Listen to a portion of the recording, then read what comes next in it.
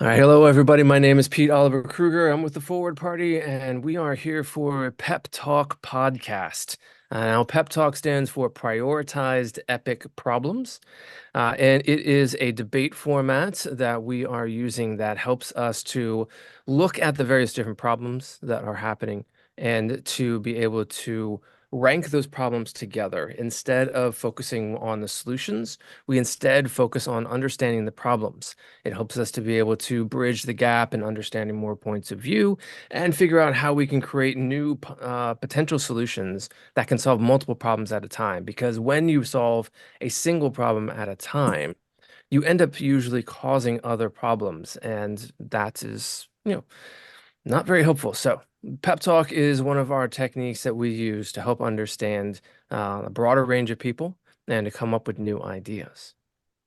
So, I'm here with Tanya Sweat and Wendy Bozel. And Tanya, would you like to give us an introduction for folks for you? Absolutely. Good evening. I am Tanya Sweat, a member of the board of directors for the Forward Maryland Party. I consider myself at the moment a forward Democrat. Hopefully, we will have party status soon, and then I can definitely make the switch to be exclusively a member of the Forward Party. But I'm also a licensed and practicing attorney in the state of Maryland. And I stepped into the political world a couple of years ago when I ran for county executive in Prince George's County. And one of the things that I appreciate about this pep talk and the format that it follows is that politicians tend to always want to find solutions to people's problems. And in finding solutions, we don't always think about all of the perspectives and the complexities of the problem itself when developing solutions. So I'm really excited about participating in tonight's pep talk with Wendy and just exchanging some ideas and thoughts with Pete as well as we discuss this evening some problems in the state, Baltimore City, and maybe with politics in general. And Wendy, why don't you go ahead and introduce yourself to everybody? Hi, my name is Wendy Bozel, and I am a candidate for Baltimore City Mayor. And currently, I am a teacher in Baltimore City schools. So I see firsthand the problems that we face in our city. And I'm endorsed by the Forward Party, which is exciting for me because I hear a lot of frustration when I'm at the polling right now at a lot of the early voting centers is that people are frustrated that their choices aren't very big. They have very few choices. And if you're independent, you can't even vote in the primary. So we need to get some ranked choice voting. All right. Totally agree. That is one of our, definite priorities because we need to Yes. hear from more voices. We shouldn't be stuck in situations where you have to choose between candidates early and you can only support one and there's somebody else that you like that you would also support, but you have Right. to make that choice early on. So we're constantly making choices, but we don't have a system that allows us to make the right choices. No. Um, or the right kinds of choices. So, all right. Let's talk about some problems. So, Wendy, Okay. what are some of the problems that are near and dear to your heart? So, let's pick one. We'll get to many problems and we'll start to put them in order, but what's the first one that comes to the top of your head that you'd love to solve? Well, education, but under education, the poor education system in Baltimore is truancy. 58% of our students are truant. That means that they are missing at least 20 days of the school year. So we need to really address this problem because you see, there is a direct connection between crime and education. And crime is another pretty big issue that we face in the city. So if you have 58% of your students not going to school on a regular basis, maybe that's why we had 2,000 cars stolen this year so far.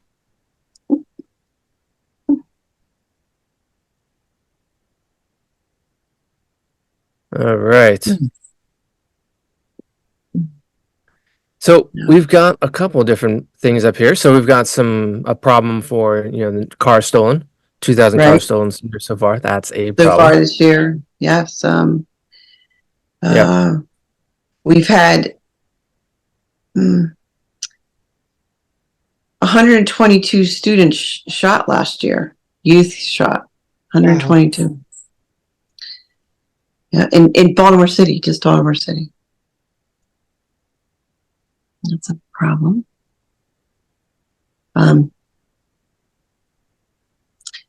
We have 7 schools right now that don't have heat. Yikes. No, I worked in one of those schools. I did research. I wanted to know who are our prisoners, who are in our jails, and 60% are from Sandtown, Winchester, which is in West Baltimore, and they don't have a diploma. I think right there's a big, stark problem. We could solve 60% of our crime in our city if we could just help one area of our city and help those students get a diploma Right. and a skill and a career path. Then they wouldn't have to choose crime.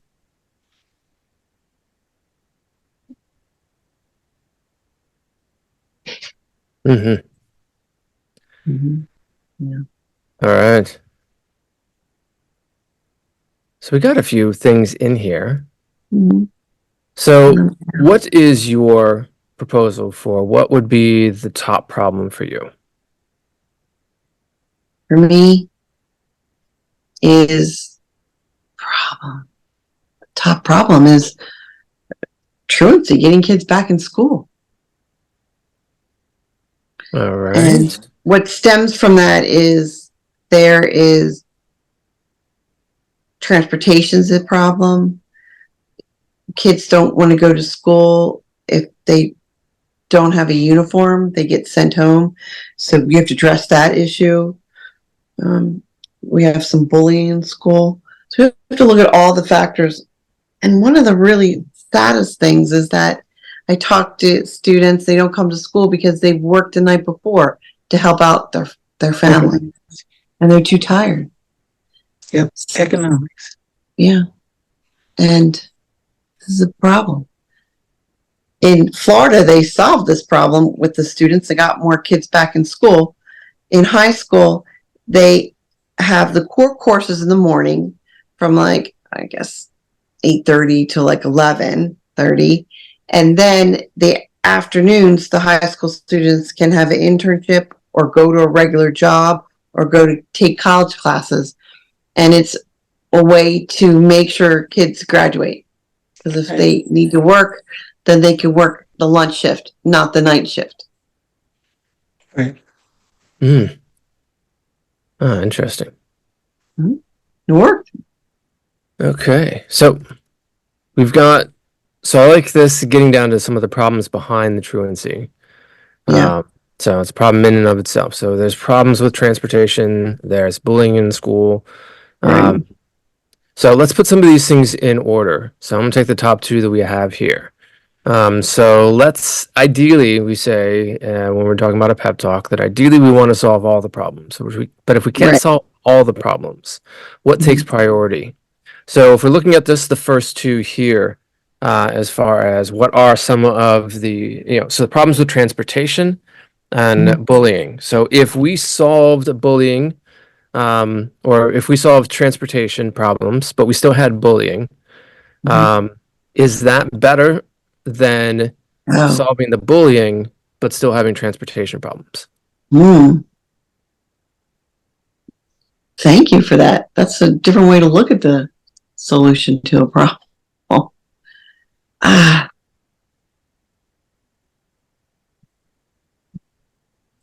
I think for me, I think transportation might be, I mean, I don't want kids bullied, but I feel like once we address the bullying and make it a priority, that it becomes less. But if you haven't addressed transportation, it can't get better on its own. All right. But the main problem with transportation in Baltimore City schools is we have a program called you can have school choice. And that means that you're going out of your district. What it should be is that every school should be a good choice. And that's what we should work on. Then we wouldn't have to transfer kids from one end of the city to the other. And then All right. So one of the transportation problems with transportation is that the reasoning. we have to transport kids across the city. Right. So they can go to a school that has what they want or their need. Right. But we should make sure that all schools are a good choice. Right. And with Gotcha. they have $1.7 billion. We should be able to figure this out. Well, All right. So they're not going to. Sorry, they're not going to school in their own neighborhood. No, they're not. And that should stop. Right. It just should stop. And that's largely because, and what I'm hearing also is that they're often not going to school in their own neighborhood because they want access to programs that are not available in their neighborhood. Correct. But I talked over you, Tanya. What were you going to chime in for? No, I was going to say that you hit it. They're not going to their neighborhood schools because Maryland or school systems in Maryland are going to a regional school model versus a model where students have access to all of their programs at their home school. Because the argument is they don't have enough resources to provide all of the services at all of the schools. Mm-hmm. That's what they're saying. All right. So the school system does not have, so there's a reason for that. And the reason is that, at least the reason given is that the school system does not have enough resources Right. To provide all programs in all schools. Mhm. What do we know about the flip side? So why do we not have, what are the problems that lead to not having enough resources? So why are there not enough resources?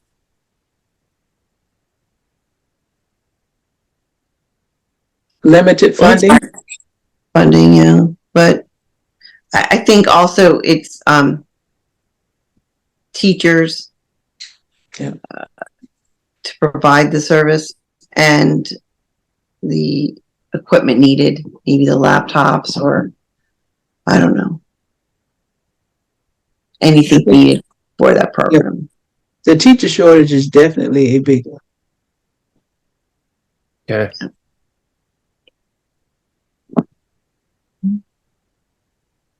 But we have some awesome colleges here in Maryland, and we need to figure out a way to keep those teachers here, that students that come from other states or even are in our state. And we have to give some incentives so that they will stay here and teach. Mm.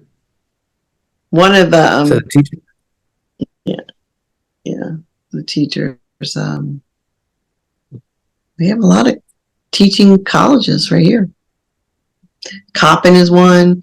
Towson University is one. So, we do have a fair amount of students coming to our city or to our state to become teachers. So let's keep them. One idea, and it's done in other states, is you convert the schools that are vacant into condos for teachers to live in apartments that'll be like low cost. Okay. Is that one of the reasons why teachers are leaving? So they're going to the colleges in this area, but then they're leaving and going elsewhere to take jobs? Right. Yes. Because we're not incentivizing them to stay here. And that's just one idea. I think also if we help. No, go ahead, Wendy. Is that so? Is the problem there that that's too expensive? So living here is too expensive. Yes. Right. Mm-hmm. Cost of living is high, but teacher salaries are not keeping up with the cost of living. There you go. And if we gave them some incentives, like an affordable place to live, and let's see, help them with their loan forgiveness. Right. There are two reasons that are expenses that young teachers face. So if you are taking those away, then they're more than likely going to teach where they're getting that kind of support. I know I'd pick it. I'm still paying my student loan. Yes. And teachers are paying off student loans. Mm-hmm. Yeah, because I, went back, got my master's, so yeah.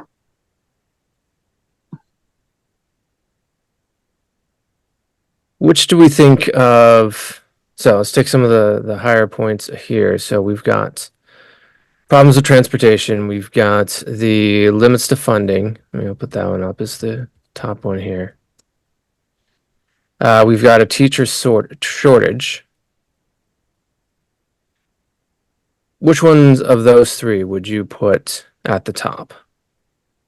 So again, if we couldn't solve all of them and we had to choose between two, it would be better to find new ways to increase funding, even if that means that we're still supporting kids across the city. Or is it better to tackle the transportation of kids across the city, and we'll get the funding later? I think we have to focus on the teachers, because without teachers, we don't need to transfer you to school. All right. So the teacher shortage is a bigger problem than the transportation problems. Yes, definitely. Right now, there's at least, in Baltimore City, I know there's at least 200 vacancies right now.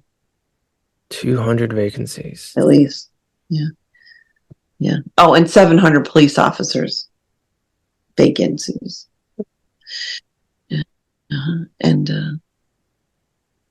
we worry about the trash in our city, and there's 250 vacant DPW jobs. They're just vacant.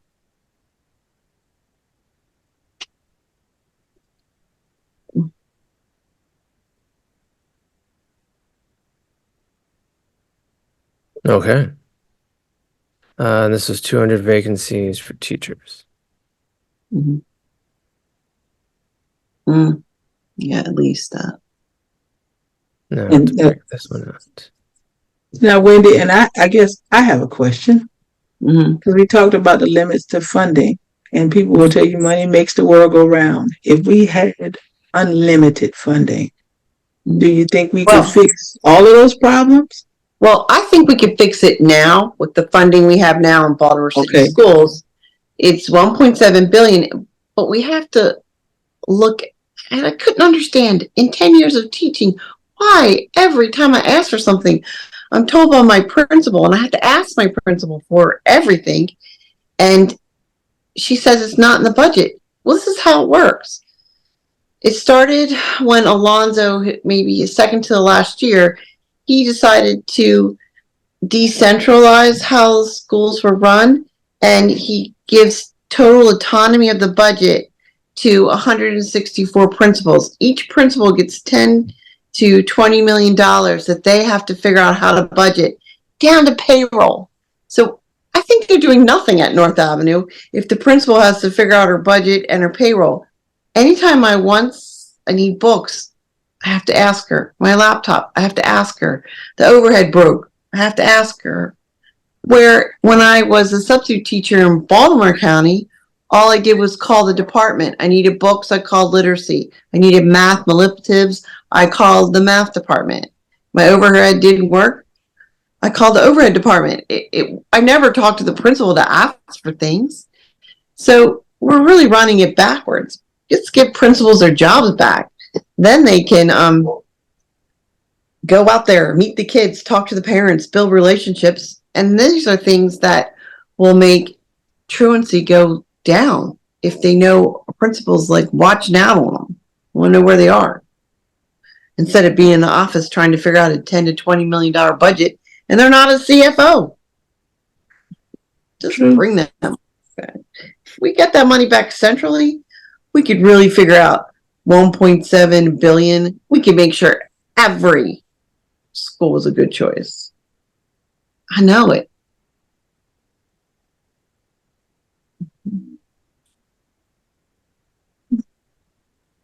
All right. Okay. So what are some of the reasons that we know? So why do all the expenses currently go through the principal?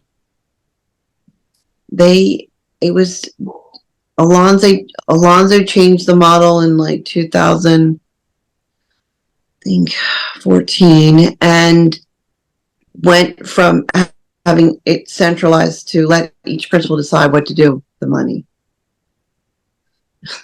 It was supposed to be on a model of a community school model where you would have the community come and be part of the budget process, and then the principal and like have committees, but we don't have that.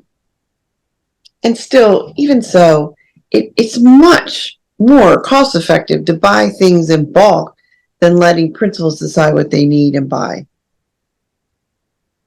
And then you have different parameters of this school thinks having computers is a good thing in every classroom, or maybe they think field trips are a good idea, but that's not making sure that it's equal for all kids. So I just know that you need to pull it back and let's make it run centrally and make sure all schools have what they need. We can't even get parents to come to PTA meetings, so we can't expect them to be part of a community school that is going to help run it.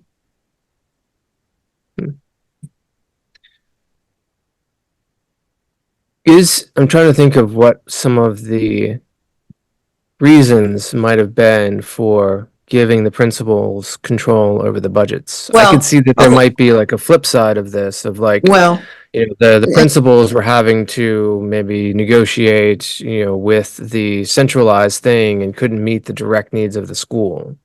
Right. And you do have that. Maybe what the priorities are that have been identified are not priorities at your school, then maybe you're not getting the support you need. But I think that those things could also be looked on a case-by-case basis, that you have some funds set aside for things like that. But you just need to streamline it. We have to make sure all schools are just getting the same stuff. But it was done that way, thinking that principals knew what their students needed, or based on demographics, maybe different types of books that would appeal to their students. But we have found that this has failed and we need to bring it back centrally. I mean, it had some good ideas in the beginning.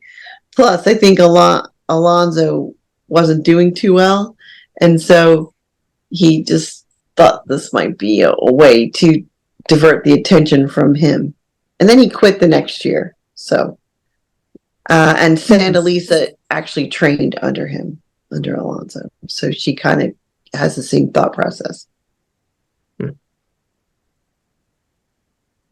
So what are some of the obstacles that are happening? So why do we think, if we think about it from the principal's point of view, if the principal is not, meeting the needs of the teachers when they work in the same building as the teachers, right? What are some of the obstacles, or what are some of the reasons why there might be that mismatch? Well, maybe because the principals, it's a lot to run that amount of, down to payroll, like to be responsible for that all the time, that you really can't get into the classrooms.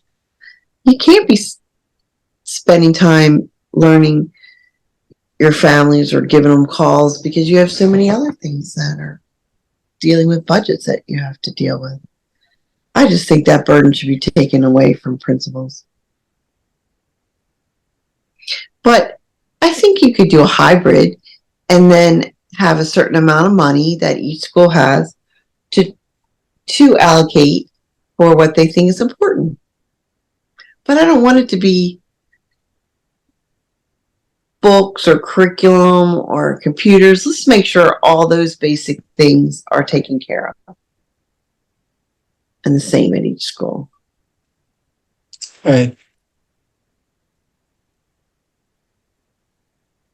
We're the lowest in Baltimore City. We have the lowest ranking of all the schools. It's really bad. So Baltimore We're the only City one. is the Yeah, lowest ranking. lowest ranking.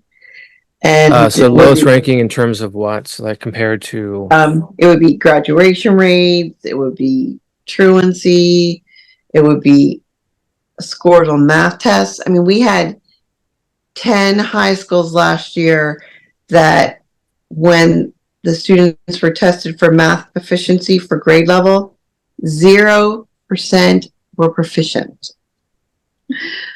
It's a problem. Mhm. Big problem. Yeah. So how is that compared? So is that Baltimore City compared against other County, Anne counties? Arundel County, every county. Okay. We would be listed at the bottom.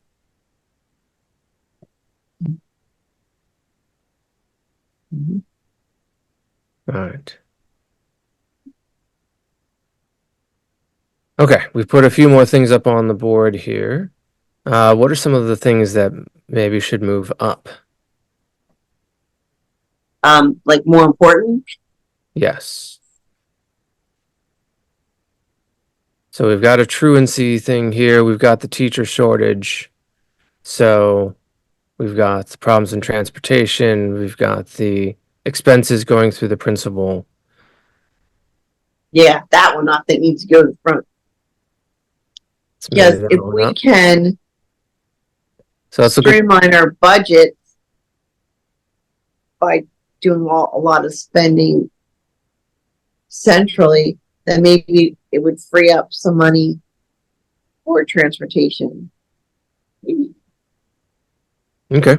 So definitely that's going to help, with the funding thing. So we're moving that above that. So you're saying that should even go higher above the transportation. Yeah. Yeah. All right. Because But what I'm hearing is it's very much kind of an enabler. So if we can find a different way to do the money management part, then that opens up more possibilities to be able to tackle some of those things. correct. And if we were to solve, but reverse, like if we were to solve the transportation and get the kids, across the cities, we're, tackling the problems over transportation, but we still didn't have the use of the money to be able to get the supplies that we need. And it doesn't matter Right. where they're going. It's Right. all right. How about teacher shortage versus the expenditures going through the principal?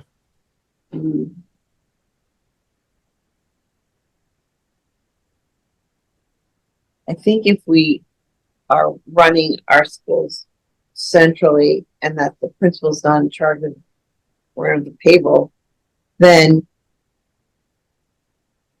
I think it's still higher because then we're running more efficiently and maybe we'll have some money to give the teachers some incentives.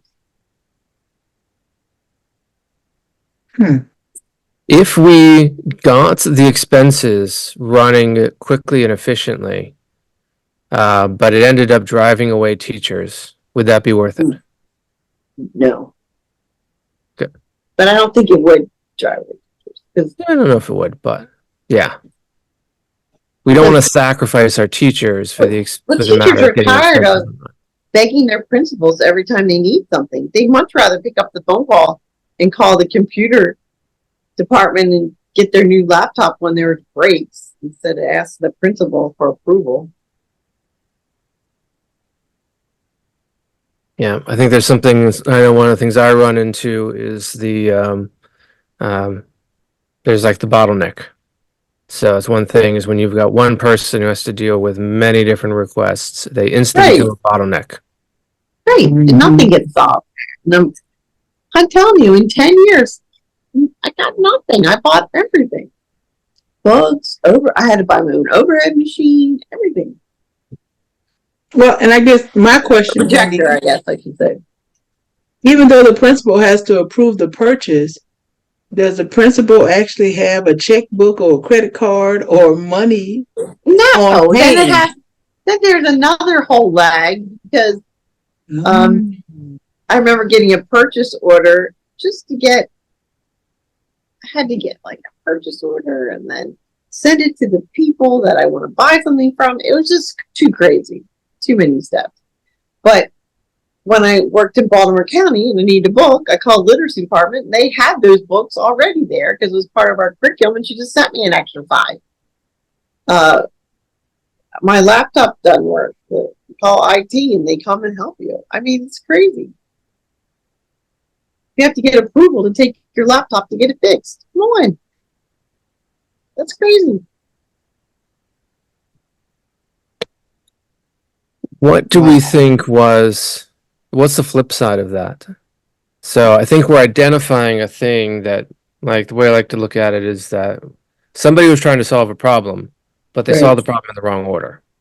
Okay. So what is that other problem that maybe was trying to be solved by centralizing it? Oh. Was it too many expenses? Was it things, It was a way that principals thought, and also, the teachers were thinking that if we had our own budget, then we would be able to tailor the schools and get the things that we think would fit better. But mm. really turned out that. So the centralized purchase of supply or Curriculum, books, supplies, laptops, laptops. art supplies. There's a lot of things that could go into all these departments. I mean, the principal has to even worry about the art supplies. Come on. Anything, any line item, you have to ask the principal. Like, I do home and hospital, so I travel too from my school. So she even has to approve my mileage. There all should be separate departments, not the principal. Like, I had to tell her in the beginning of the year how much money should she allocate for my travel. I know. But I, had to go back to other years and blah, blah, blah, and say, well, try that. Yeah. But why would the principal have to worry about something so mundane and go out and talk to a kid? So what were some examples under the previous system? So prior to 2014. So what were some examples where maybe you made some requests from the centralized group and you couldn't get what you wanted? Or, yeah, I think you know what I'm asking. Think, I don't know. Maybe I don't understand the question so much. So prior to 2014, Right, yeah. were there, and so when you used to go directly to the centralized place and you, like you said, I placed an order, I Right. got a bunch of the books, I placed Yeah, an order. yeah. I would say I want some books, I would get them. I need calculators, I would get them, as long as they're available. Yeah. And then my mom was teaching at that time too, and she's a kindergarten teacher, and she had an aide in her classroom, but then the principal decided that she needed aid and took it away. So then she had to have like 30 kids and no aid, and there's a lot of testing going on in that grade to get their baseline levels and mid-year and end of the year and all kinds of testing going on. Mm-hmm. And she had a hard time doing any of that because she did not have an aide, and I would go in and volunteer to help her. But yeah. So but the principal could just decide that. So that's the kind of things that happen. The principal doesn't think your school needed it, you didn't get it. I don't know if this is really budgetary, but my principal decided that we didn't need to have recess at our school. What the heck? And I So guess it's just too much leeway. It's too much leeway for principals that they can even decide the recess protocol. Like what? and I definitely see that becoming a consequence of a different problem because the solution wasn't thought out very well. Because I'm thinking decentralizing the budget allows or should have allowed more choice for teachers and schools, but in allowing more choice, it just creates a whole nother set of problems. Right. I kind of see this as a little bit of, I'm seeing an overall pattern of a choice or a pattern of a problem, which is that when decisions are unilaterally made without the input from the people who are affected by those decisions. That's the pattern I'm seeing between here of like teachers losing their aides and, principal deciding that recess is no longer needed. That when there is the power for unilateral decisions, without the input of people who are affected by those decisions. Right. And it's interesting because I could see that in the sense that a superintendent says, well, I made all the decisions for you. You didn't like all my decisions, so now I'm going to push it down a level to the school. Right. But now the principal has taken, exactly, the principal has now taken on that role and responsibility instead of creating more of a system where, okay, it's centralized, but you may have 3 options for calculators. We can only afford to give you 3 options. Right.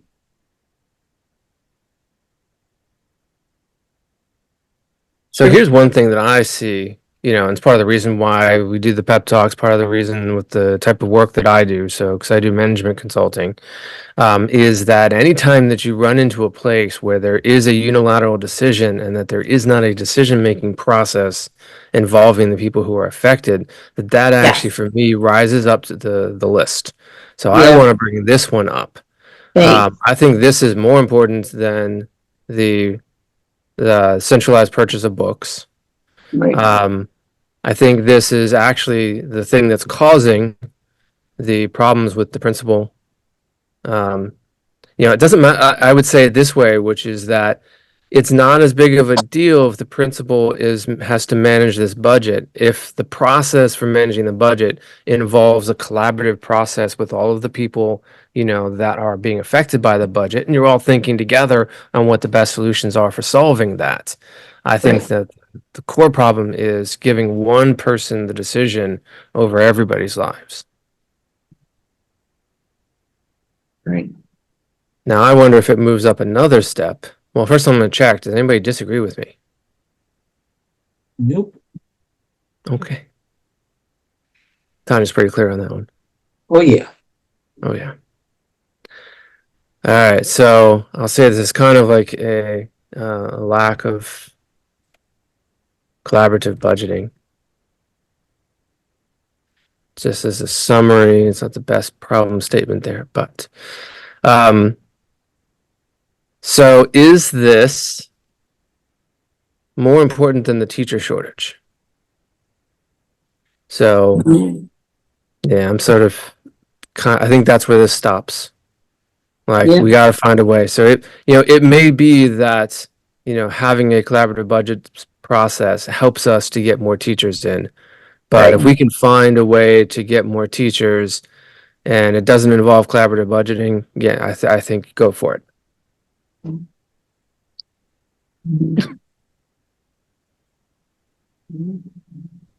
I would All right. agree.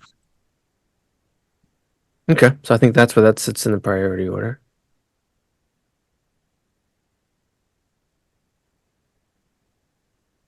Okay.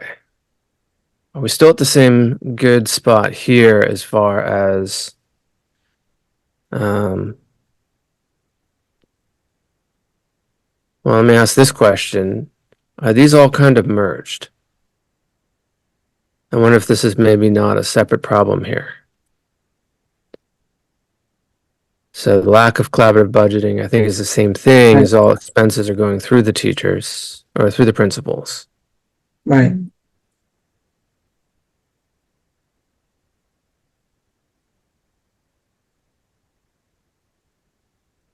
This one is actually a part of this one. It just didn't get transferred over.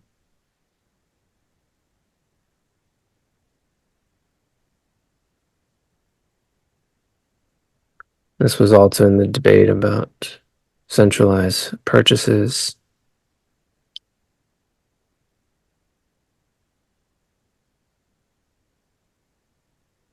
Okay.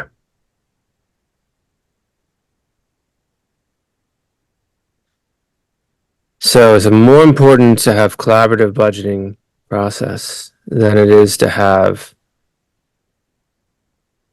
a centralized purchasing thing? We get certain benefits having centralized purchasing as far as cost effective to buy things in bulk. We get to reduce costs. It's easier to get a hold of something with it centralized. But would that be more important than solving or getting rid of a unilateral budgeting process? I think so. Because okay, so you can talk about have different stakeholders in there with the budgeting and not just the principals, get the teachers involved. But I just think that you just need to have it centralized, and then after it's centralized, then do some collaboration on the budgeting of it. I actually wonder, I might actually push back a little bit on that. Okay.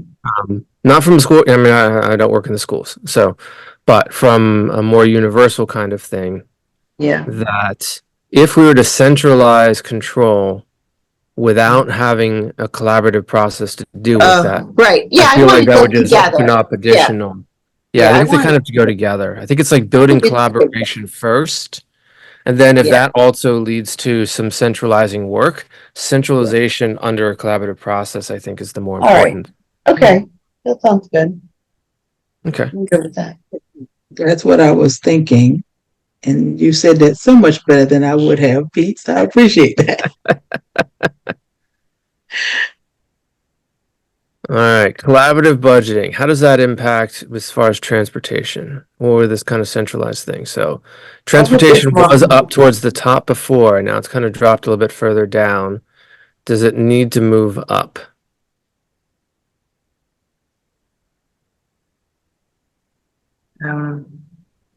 No, I think you got to figure out all this budgeting things, and then I the think so too. transportation would fall into place then. I think so too. I think giving some, the lack of empowerment over expenses and over, basically teachers doing what needs to be done in the school in their classrooms. If you were to solve that, it might make a bunch of the transportation issues kind of go away, or at least minimized in the first place. Right. Because I was shocked that I talked to actually one of the head of transportation, and in Baltimore City, not all elementary students, they're not getting on a yellow bus and coming to school. That's mainly for the kids that have an IEP or a disability, or it's not for all of our elementary school kids. Didn't know that. So the busing is prioritized for it's in elementary for the kids who are in need because they are disabled. Yeah, basically. Some Mhm. And is that under, I've heard this, is this the same thing where there are not enough bus drivers I don't or know. It buses? could be part of that. And then a lot of the kids are using public transportation, Right. which I don't want to put. Just think as a parent, I don't know if I want to put my kid on a public transportation to go to school. And I was going to say, I think for Baltimore City, it's somewhat similar to what we have in the District of Columbia. Yes, Because it's such an urbanized area, yeah, it's more cost effective to give the children vouchers or right, transportation cards and allow them to use public transportation versus adding another big vehicle to the road. right, yeah. You're right. Mm. But Baltimore County doesn't.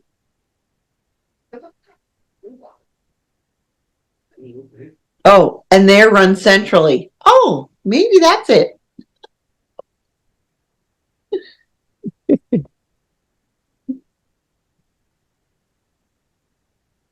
All And they right. have less money per student than Baltimore City.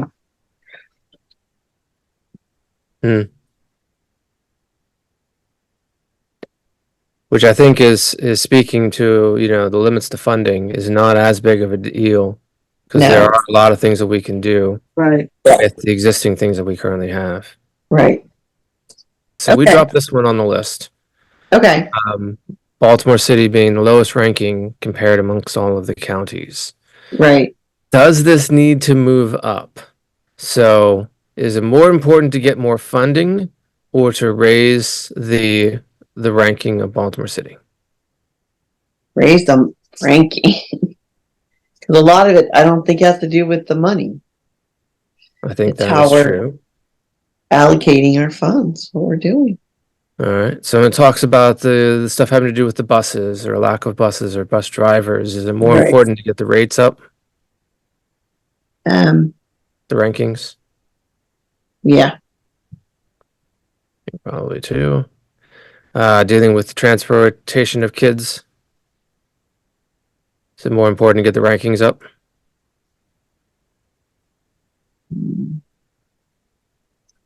That's a tough one for me. No, I want to have transportation. I want to get the kids there. So it's Because in my okay. mind, if they're not there, who cares what the rankings are? Doesn't matter. Well, that's truancy, and truancy is still up here at the top. Okay. Okay. So this is just about the transportation, about Oh, kids okay. not going to schools in their own neighborhoods. Okay. Yeah. All right. Well, then I think it's under ranking. Yeah. Okay. Centralizing the centralized purchase of books and stuff not always being aligned with the needs of individual schools. Mhm. So if we had to deal with the negatives of centralized purchasing, but it increased our rankings, is that worth it? Yes. Yes. I think I'd agree. All right. If the rankings were low, but we had better quality or we had a collaborative budgeting process and the teachers had more control with their classrooms, Mhm. I kind of think rankings goes above that. Yeah, I think you're right.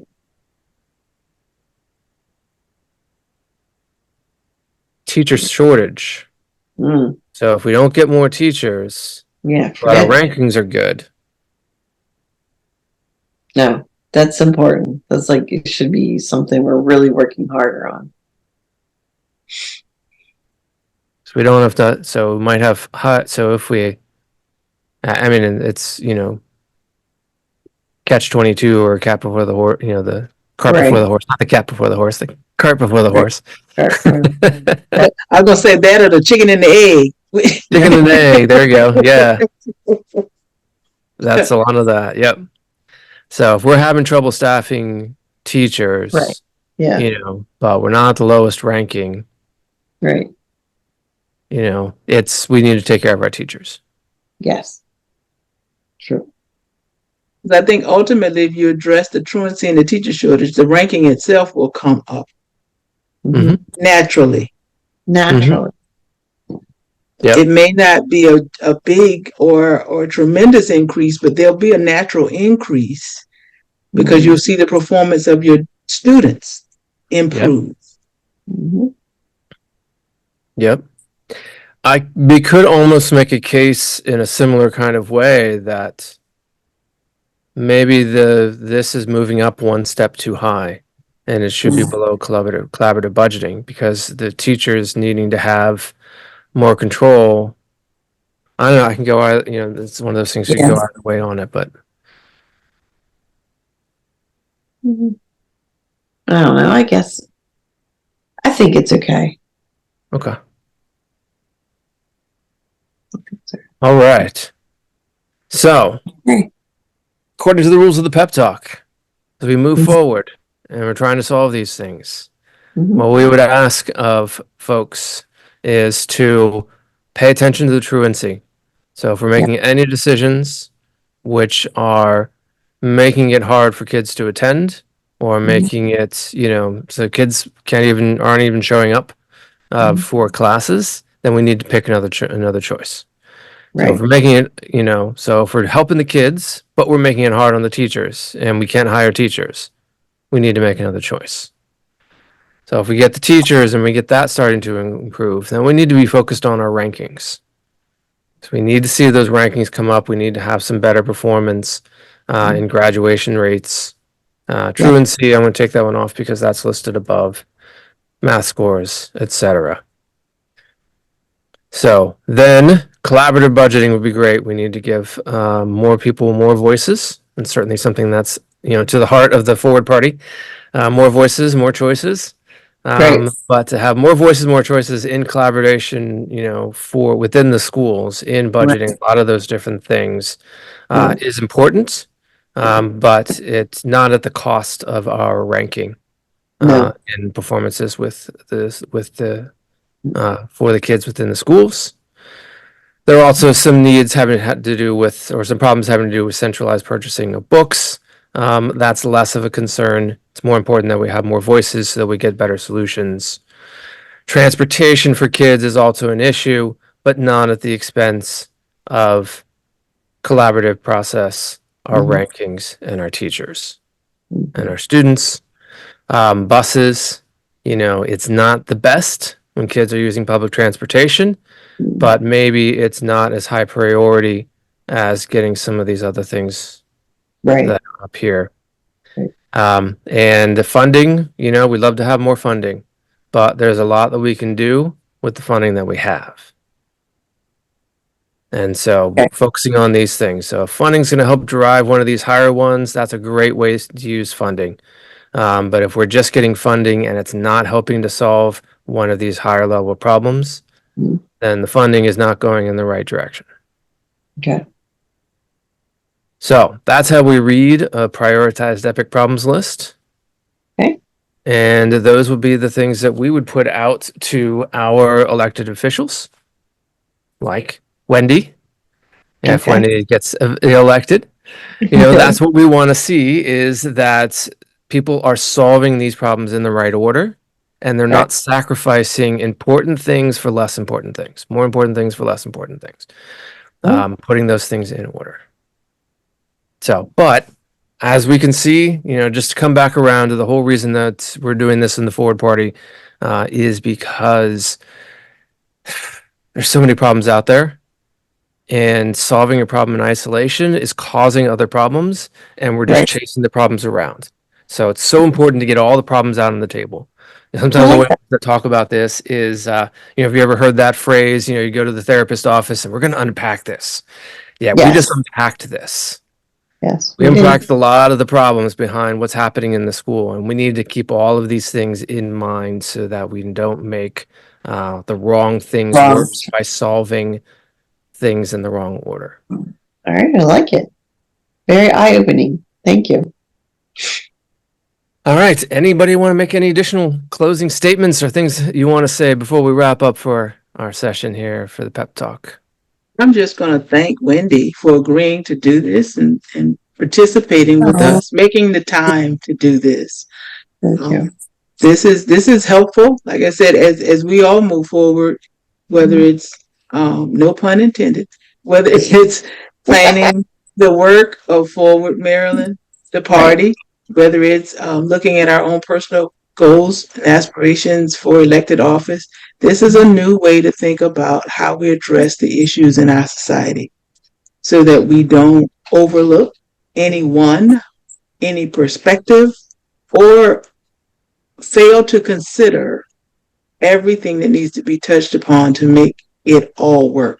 Because I have to agree with Pete. Right now, it feels like we're chasing a bunch of problems and we're not really solving anything. So I always enjoy the pep talks. I'm grateful to Pete for being willing to lead these. And Wendy, I cannot thank you enough. Oh, Knowing your busy schedule, you're still campaigning and you're yeah. working full time. So Yeah. I appreciate you for doing this. Well, thanks. Um, I appreciate you. You know, this is a new way to look at problems, and I know a couple other topics that I hope we can address. Like, we should look at the problem of now that the key bridge is not there anymore. This is something that we need to figure out some solutions to this problem and the increase of traffic in our city. And I think that could be a good topic in the future. And I do have one little solution. We need to have a ferry. We're the only harbor city without a ferry. We don't need the bridge. Just get the electric ferry and we'll get those cars across. And then another issue that's dear to my heart is the pollution in our city, and that we have 50% more children with asthma than the nationwide average in Baltimore City. That's pretty high. Yeah. And it's because of that Bresco, like we don't really do very much recycling in Baltimore City. And we actually send our recycling to, it's that big stack right by 95. It says Baltimore on it. It's called Bresco. And they actually burn our recycling and get a tax credit for it. Because it's considered green because they're burning our recycling. What the heck? I don't understand that. We need to go to get some solutions for that one, for that problem. Anyway, Yeah. thank you. So many problems to tackle. So thank you, Right. Wendy, for spending some time to at least talk through the problems, some of the one subset of problems. Thanks. And we're going to do some more pep talks and try to Okay. better understand, I love it. what the scope is that we have to overcome. Okay. Together. Sounds good. Oh, thank you so much. I appreciate it. All right. Thank you all for being here. All right. Take care. Thank you. Bye.